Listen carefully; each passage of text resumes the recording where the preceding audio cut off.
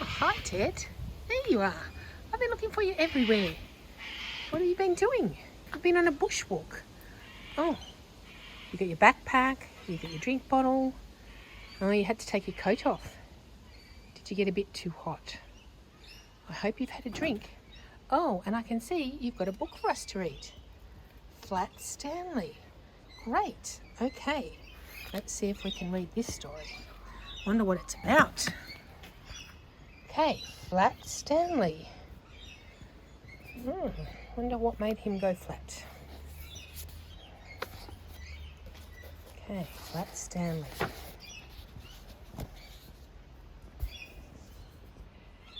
Hey, come and look, yelled Arthur Lambchop from the bedroom he shared with his brother Stanley.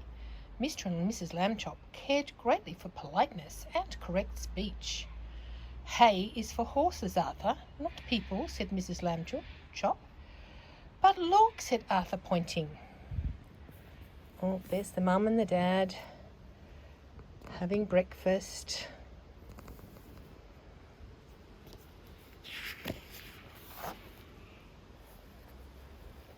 Oh, they look a bit worried. Across Stanley's bed lay his enormous bulletin board. It had fallen on Stanley during the night. Mr. and Mrs. Lambchop hurried to lift it off the bed, but Stanley wasn't hurt. What's going on? He said cheerfully, sitting up. Oh, heavens, said Mrs. Lambchop. There's Stanley. Gosh, said Arthur, Stanley's flat. As a pancake, said Mr. Lambchop. Darndest thing I've ever seen. I think the bulletin board must have squished him flat. Oh, they're taking him to the doctors. That's a good idea. In his office, Dr. Stan examined Stanley. How do you feel? He asked. I feel sort of tickly after I got up, said Stanley, but I feel fine now. Well, that's mostly how it is with these cases, said the doctor. So the nurse took Stanley's measurements. She measured this way, that way, this way. 1.5 feet wide. He was 4 feet tall and 1 inch thick. That's like 2 centimeters. That's very skinny, and he can fit under the door. Wow. Being flat could be fun. Oh, sorry, my finger's there. Stanley enjoyed going in and out of rooms by sliding through the doors at the bottom.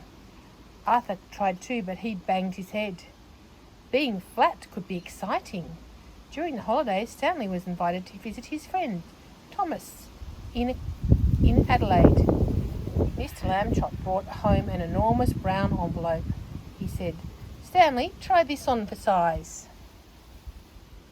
Oh, they're going to put him in a post envelope.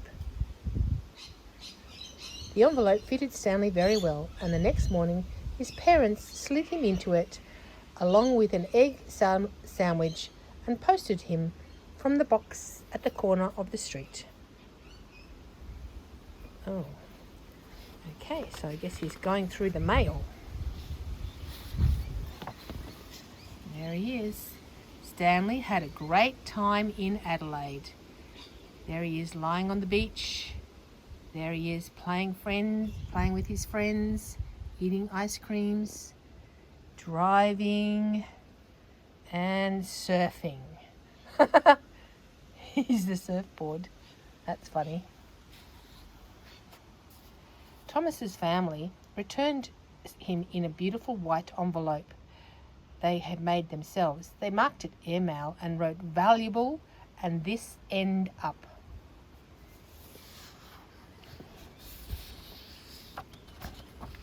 Oh, this is a very big picture. We have to go back here. In the park one Sunday afternoon, Stanley and Arthur watched some boys flying kites. Someday, said Arthur, I would like to have a big kite. You can fly me, Arthur, Stanley said. Come on. He gave Arthur the big spool of string, attached the string to his arms. Then he ran across the grass to catch the wind. Up, up, up went Stanley. Arthur let out more string and Stanley soared high above the trees. Everyone stood still and watched. So there's Arthur with the string, and there's Stanley flying high above the park.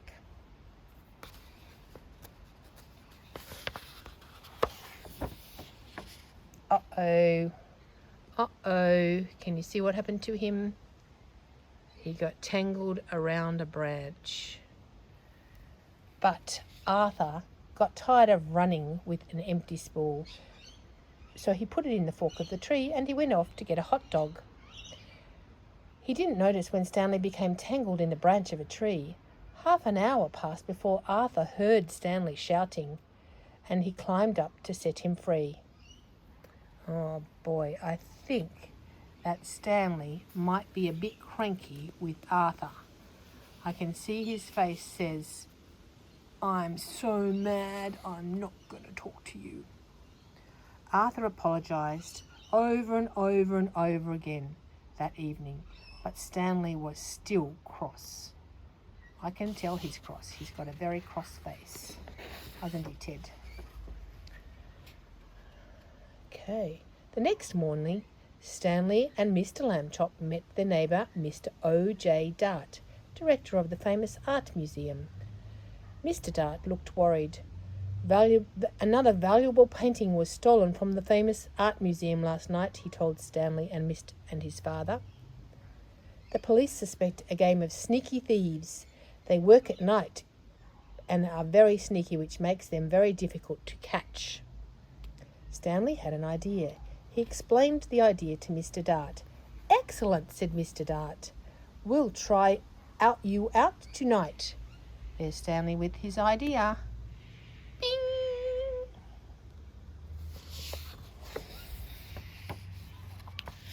That evening, in the main hall of the museum, Mr. Dart showed Stanley the most expensive painting in the whole world.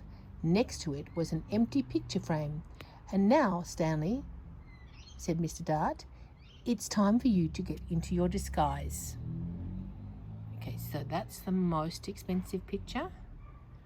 And then there's an empty frame, but I don't know where that is. We'll see that soon, I guess. Stanley showed Mr. Dart the disguise he had brought. "This is a really good one, my cowboy hat and a red bandana." "Oh, I'm sorry," said Mr. Dart, "but we don't have cowboy pictures here. You must wear this disguise that I have chosen for you." Stanley could hardly speak when he saw Mr. Dart's disguise. "Oh, I'll look like a girl," he said. But Stanley was a good sport, so he put it on. Let's have a look at the disguise.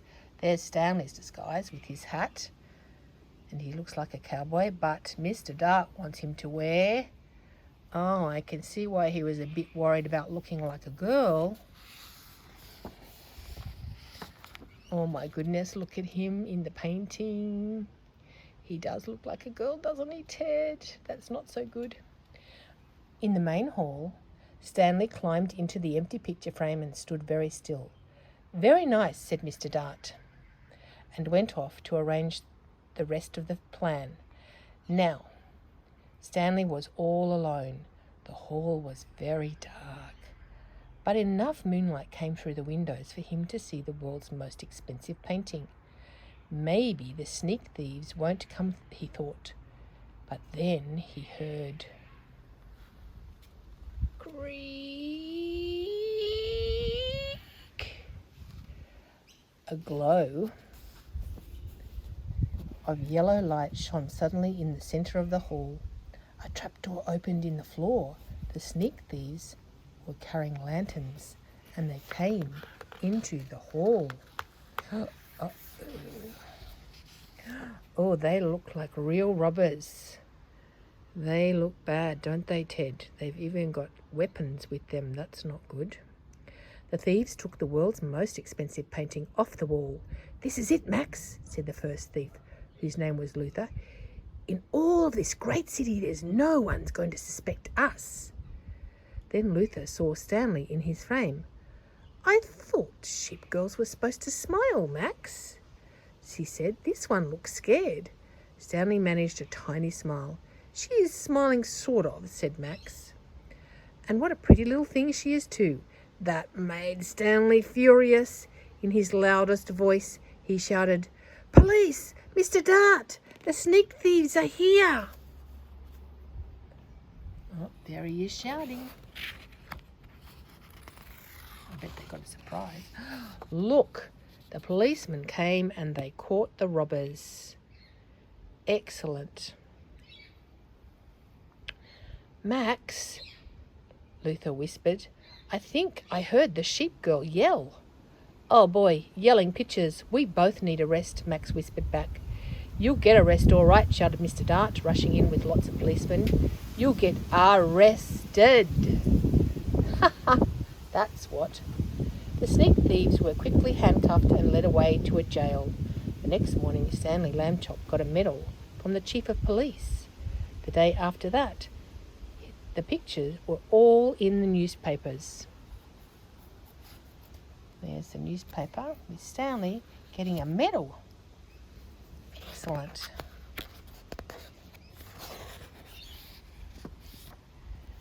I bet you now he's a bit famous. Everyone wants to know him. For a while, Stanley was famous. People would point him out and whisper, Over there, Angus, there's Stanley Lambchop, the one who caught the museum thieves, and things like that. But then people began to make fun of him, and they said rude things like, Hi, super skinny, they would call out. That's not nice. Oh, look, Stanley looks a little bit sad.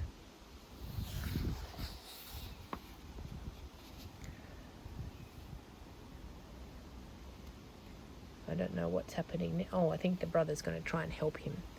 Late one night, Arthur woke to the sound of Stanley crying.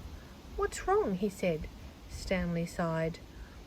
I want to be regular again like other people. It's not fair. You're brave, said Arthur. You really are. And then Arthur had an idea. He turned on the light and he ran to the big toy box in the corner of his room. There's the big toy box. He's taken out all the toys and he's found a pump. I think I know what his idea is, Ted. He tossed aside the toy soldiers and the aeroplanes and the boat models. Got it, he said, holding up the bicycle pump. What's he going to do? Okay, Stanley said after a moment, but take it easy. He stood up with the end of the hose in his mouth, clamping tightly his lips around so no air could escape. Arthur began to pump. If it hurts or anything, just wriggle your hand, he said. Stanley's top half began to swell and got bigger and bigger, and his pajama buttons burst off.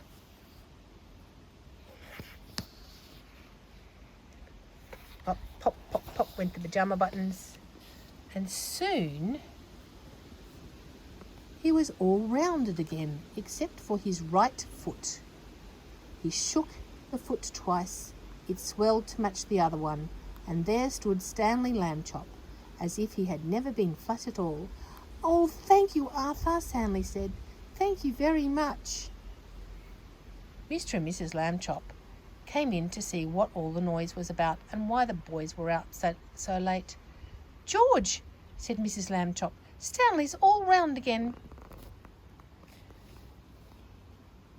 I'm the one who did it, said Arthur. I blew him up. Mrs. Lambchop made hot chocolate to celebrate, and several toasts were drunk to Arthur's cleverness. Then the party was over. Mr. and Mrs. Lambchop tucked the brothers back into bed, turned out the light. Good night, they said. Good night, said Arthur and Stanley. Very soon, all the Lambchops were fast asleep. Yum, that looks really good hot chocolate. It's even got marshmallows in the top. Oh, and there's Stanley's notice board with all of the pictures of him as a flat boy on it. And that's the end of the story, Ted. That was a great story. I hope the girls enjoyed that story. I wonder if they could make a flat them to post to their friend. Do you think they could make themselves as a flat person and post it to their friend, and then they would have someone to chat with? That would be a great idea. Okay, you better have a drink now, Ted. You're looking a bit thirsty. Bye.